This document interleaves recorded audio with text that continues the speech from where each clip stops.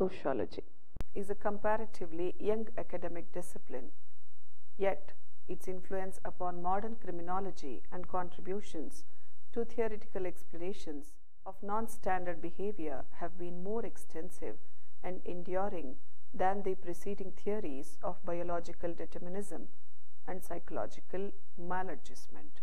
Despite some meaningful contributions to our understanding, the biological and psychological explanations neglect the most prominent aspect of deviance.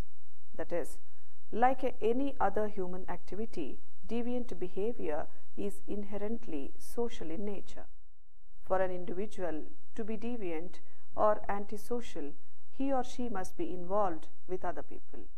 In this session, we'll look at two categories of sociological theories of wrongdoing.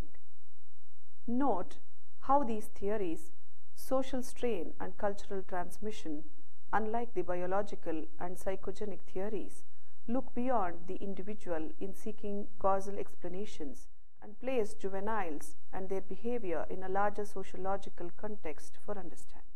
What is sociological explanation? There is a fundamental tension between so-called initiative or common sense explanations of social events and basic sociological approaches to explanation. The former starts with individuals and their motives, while sociologists start with organizations and higher levels of abstraction. Common sense seems to tell us that people are the most fundamental unit of society, and so understanding an event requires understanding the motives of the particular people involved. That is wrong on three counts. First, in modern developed societies, not only have organizations have become numerous and complex, they are also the locus of power and they control income and social status. Government agencies, hospitals, corporations, unions, schools, universities, and countless other organizations dominate society and influence all social events. They are the most fundamental components of any society. It therefore seems self-evident that explanations of social events must focus on organizations, not their individual members. Second, we can never fully grasp all traits of unique people. We can only grasp a few attributes of any person that time. In fact, any subject matter can be represented only as a set of attributes. Analysis literally means to break something into its components, such as the person's age, gender, moodiness, or aggressiveness. This approach is no different than distilling a political organization into its components, that is, size, membership composition, location, and the like. Since there is no difference between analyzing individuals and analyzing organizations, one is no more important or fundamental than the other. Third, if human beings are no more fundamental than nor different from any other set of attributes, they require no special theories or methods. There is no merit to the idea that an explanation is incomplete unless it accounts for human motives. So-called motivations add little to an explanation. We do not need to understand a fly's motives to predict that it will attempt to avoid the fly swatter. Any attempt to reduce social events to individual motivations only opens the door to an endless reduction cycle that can stop only at biochemical explanations. So-called motivations can be explained by a series of causal hypotheses based on speculative assumptions. For example, a neighbor is observed gathering wood and taking it into his house. One can only guess that the motive is to start a fire in the fireplace to keep warm. But many other guesses are possible. Example, he is planning to burn down the house. The best explanation is determined by information about probabilities of each course of action and does not require any special methods. Even the person's assertions about his motives may turn out to be misleading. We know that social causation occurs independently of individual motivations. For example, overcrowding in cities does not intentionally cause disease. And with the best of motives, a government program to hire the unemployed in Detroit attracted more job seekers and raised the unemployment rate. Also, many years ago, government program that increased benefits for the elderly raised their income to a level that disqualified many of them for free health insurance. Suppose we want to know why people panic in emergencies. The search for motives would focus on each individual's perceptions and predispositions. A simple explanation would measure the ratio between the population's size and the number of available exits. Therefore, the most fruitful and efficient explanation of social events concentrates on relationships between organizations and their membership and relationships among organizations. This does not mean it is useless to examine mental constructs and other intervening processes. However, the fact remains that it is justifiable to ignore them.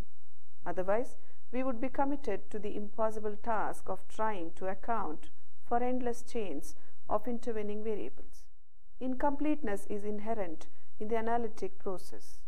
It is not necessary to predict the feeling, motives, or behavior of particular individuals. What matters is the outcome of their actions and how the outcomes are distributed. For example, suppose that in a large school district, some high schools have recently hired more teachers with special math training. This changes the distribution of schools, with more of the specialized schools at the top to the distribution and fewer at the bottom. One question is whether the distribution students in the district who are able to demonstrate math skills being taught has also changed, whether there are more students in the top part of the test distribution. Theories in sociological explanation. Structural strain theory. Robert K. Merton developed the structural strain theory as an extension of the functionalist perspective on deviance. This theory traces the origins of deviance to the tensions that are caused by the gap between cultural goals and the means people have available to achieve those goals. According to the structural strain theory, societies are characterized by both culture and social structure. Culture establishes goals for people in society, while social structure provides or fails to provide the means for people to achieve those goals. In a well-integrated society, people use accepted and appropriate means to achieve the goals that society establishes. In this case, the goals and the means of the society are in balance. It is when the goals and means are not in balance with each other that deviance is likely to occur. This imbalance between cultural goals and structurally available means can actually lead an individual into deviant behavior. Merton also classified people into 5 general categories with regards to their relationship to culturally accepted goals and the means to achieving those goals. Conformists are people who believe in both the established cultural goals of society as well as the normative means for attaining those goals. They follow the rules of society. Ritualists are individuals who do not believe in the established cultural goals of society, but they do believe in and abide by the means for attaining those goals. Innovators are those individuals that accept the cultural goals of society, but reject the conventional methods of attaining those goals. These people usually have an obvious disregard for the conventional methods that have been established in attaining wealth and are generally those we regard as criminals. Retreatists are individuals who reject both the cultural goals and the accepted means of attaining those goals. They simply avoid both the goals and means established by society without replacing those norms with their own counter-cultural forces. Rebels not only reject both the established cultural goals and the accepted means of attaining those goals, but they substitute new goals and new means of attaining those goals. Labeling theory. Labeling theory is one of the most important approaches to understanding deviant and criminal behavior within sociology. Labeling theory begins with the assumption that no act is intrinsically criminal. Definitions of criminality are established by those in power through the formulation of laws and the interpretation of those laws by police, courts, and correctional institutions. Deviance is therefore not a set of characteristics of individuals or groups, but rather it is a process of interaction between deviants and non-deviants and the context in which criminality is being interpreted. those who represent forces of law and order, and those who enforce the boundaries of proper behavior, such as the police, court officials, experts, and school authorities, provide the main source of labeling. By applying labels to people and in the process creating categories of deviance, these people are reinforcing the power structure of society. Many of the rules that define deviance and the contexts in which deviant behavior is labeled as deviant are framed by the wealthy for the poor, by men for women, by older people for younger people, and by ethnic minorities for minority groups. In other words, the more powerful and dominant groups in society create and apply deviant labels to the subordinate groups. Social control theory. Social control theory, developed by Travis Hierarchy, is a type of functionalist theory that suggests that deviance occurs when a person's or group's attachment to social bonds is weakened. According to this view, people care about what others think of them and conform to social expectations because of their attachment to others and what others expect of them. Socialization is important in producing conformity to social rules, and it is when this conformity is broken that deviance occurs.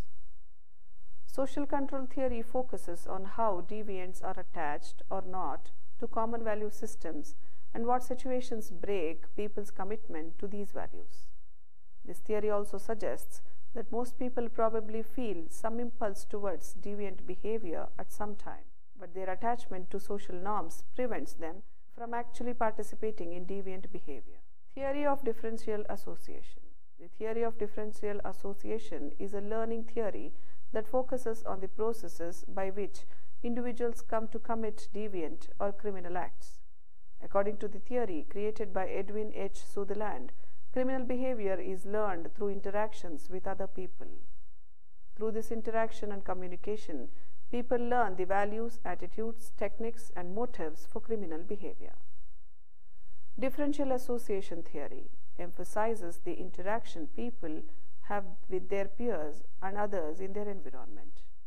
Those who associate with delinquents, deviants, or criminals learn to value deviance. The greater the frequency, duration, and intensity of their immersion in deviant environments, the more likely it is that they will become deviant. This theory really focuses on how people become criminals, not why they become criminals. Sociological explanation, social movements. What is a social movement? What is a women's movement? And what's different for women in social movements? These are questions that are difficult to answer in more than provisional terms. One tends to speak of movements as actors in themselves. The women's movement, the peace movement, the environmental movement, the labor movement. Add your favorite here, giving them a unity of purpose and intention that they never really have. Movements are not themselves actors. Movements are something that people create to press for social change. They are spaces that are made by people to allow relationships between them that can challenge power. Sociologists have tended to define and redefine social movement in response to the kind of protests they saw taking place around them. American sociologists in the early to mid-20th century characterized movements as being on a continuum of innovative collective behavior, as the organized end of a spectrum whose opposite pole was crowds and riots. Blumper, 1939, see also Turner and Killian, 1987. For these scholars, known as collective behaviorists, social movements were highly organized but non-routine entities where people interacted to establish new meanings about politics and other subjects, and where they challenged power based on the making of these new meanings. Some variations on collective behavior theory emphasized the disorderly side of movement activism, seeing actors in movements as problematic for democracy. Conhouse's 1959 mass society theory, for example, painted protesters as alienated and automatic, the product of structurally abnormal nation states. Hence the mass movements of fascism and communism were both pathological manifestations of ill-channeled popular discontent. However, questions about women's movements and women's participation in mixed gender movements dealt with in all these theoretical shifts. We know that women's movements and women in movements have changed history, but we have second wave feminism's academic arm, women's studies, to thank for uncovering women's participation in movements and establishing that women's movements changed political landscapes. The remobilized feminist movements of the 1960s and 70s generated scholars who looked for evidence of women's agency in the past, inspired by the present. And the remobilized second wave feminist movement itself was pivotal to new thinking about movements in sociology, as feminist sociologists contributed to new paradigms based on their research of women's movements and women in movements. See, for example, Freeman's 1975 resource mobilization assessment of second wave white feminism. In a very real way, theorizing about women in movements particularly, but not solely in feminist movements, contributed to new understandings about how movements came about. Feminist social movement scholars have continued to make sure that they make new theory with women's activism in mind, and their work has remained central to the sociology of social movements. Sociological explanation, poverty. The cycle of poverty in sociology is a social trend whereby poverty traumatized individuals show a tendency to remain poor during their lifespan and in many cases across groups. For example, in developing countries, children are often manipulated in the areas of household service, agricultural work, and occasionally commercial sex work. Children of poor families who have no access to quality education drop out of school and enter the workforce at young age. Social Darwinian theory of poverty. This is the first theory that emerged within sociology, and it tried to explain poverty in terms of the behavior and attitudes of the poor themselves. The poor were poor because they did not work hard. They wasted money on gambling, drinking, and unnecessary luxuries, and they had disorder of family life. They had no ambition, no inner call for work, very fatalistic, and suffered from an intractable ineducability. As the Broke Committee phrased it, cited in Mazza 1966-94, even a whole nation was conceived in these terms. A more recent supporter of this view has been the US New Right. George Gilder, Murray, and Richard Herrnstein have argued that the poor are genetically blueprinted to be at the bottom of the social hierarchy. The poor are poor because they have low IQ and low mental capacity and biologically destined to be poor. The welfare system that underwrites this human substratum of deviance is a sheer wastage of resources and should be dismantled. Culture of poverty. The second theory is the theory of culture of poverty developed by Oscar Lewis, an anthropologist, in 1959. Lewis developed his theory from his experience of Mexico. The culture of poverty is a specific syndrome that grows up in some situations. It requires an economic setting of cash economy, a high rate of unemployment and underemployment, low wages, and people with low skills. In the absence of voluntary or state support and stable family, the low-income population tends to develop the culture of poverty against the dominant ideology of accumulation of the middle class. The poor realize that they have a marginal position within a highly stratified and individualistic capitalistic society which does not offer them any prospect for upward mobility. In order to survive, the poor have to develop their own institutions and agencies because the larger society tends to ignore and bypass them.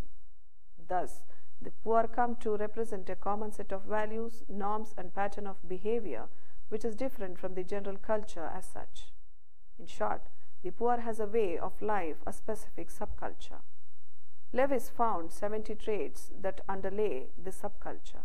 He classified these traits into 4 types. Relationships between the subculture and the larger society. People either disengage or maintain distance from the larger society. They do not belong to labor unions or political parties, go to banks or hospitals, or enjoy leisure facilities of the city. They have a high mistrust of the dominant institutions of society. Nature of the slum community.